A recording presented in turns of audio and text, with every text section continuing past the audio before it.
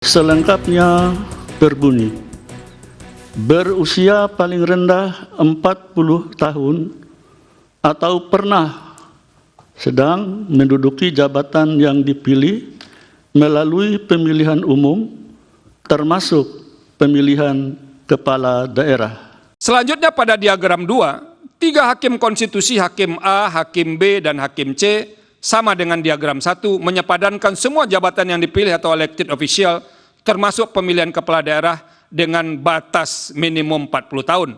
Artinya ketiga hakim tersebut memasukkan semua jabatan, yaitu presiden, wakil presiden, anggota DPR, anggota DPD, anggota DPRD, gubernur, wakil gubernur, bupati, wakil bupati, wali kota, dan wakil wali kota sebagai padanan alternatif usia minimal 40 tahun. Sementara hakim D dan hakim E memilih jabatan yang sangat terbatas, yaitu hanya jabatan gubernur saja. Sama halnya seperti diagram 1, hakim yang berada dalam gerbong mengabulkan sebagian tersebut, titik temu atau arsiran dalam mengabulkan sebagian di antara mereka berlima juga hanya berada pada jabatan gubernur. Merujuk penjelasan di atas, pilihan jabatan publik berupa elected official termasuk pemilihan kepala daerah, kelimanya berada pada titik singgung atau titik arsir jabatan gubernur. Oleh karena itu, seharusnya amar putusan 5 hakim konstitusi yang berada dalam gerbong mengabulkan sebagian adalah jabatan gubernur.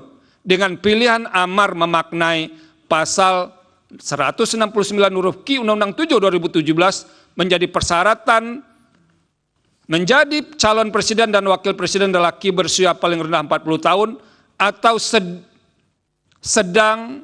sedang menduduki jabatan yang dipilih melalui pemilihan termasuk pemilihan kepala, seharusnya bertolak atau tidak tertolak atau tidak terterima oleh makna mengabulkan sebagian dari hakim D dan hakim E.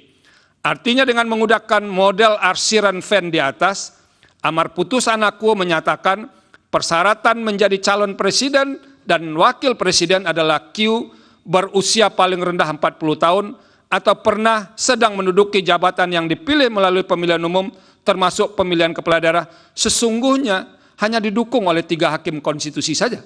Oleh karenanya, amar putusan aku seharusnya hanya menyangkau jabatan gubernur saja sebagaimana menjadi titik temu di antara kelima hakim konstitusi tersebut.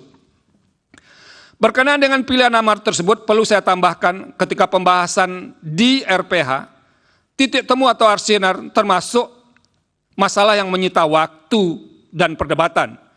Karena perdebatan yang belum begitu terang terkait masalah amar tersebut, ada di antara hakim konstitusi mengusulkan agar pembahasan ditunda dan tidak perlu buru-buru serta perlu dimatangkan kembali hingga mahkamah in casu 5 hakim konstitusi yang berada dalam gerbong mengabulkan sebagian benar-benar yakin dengan pilihan amar putusannya.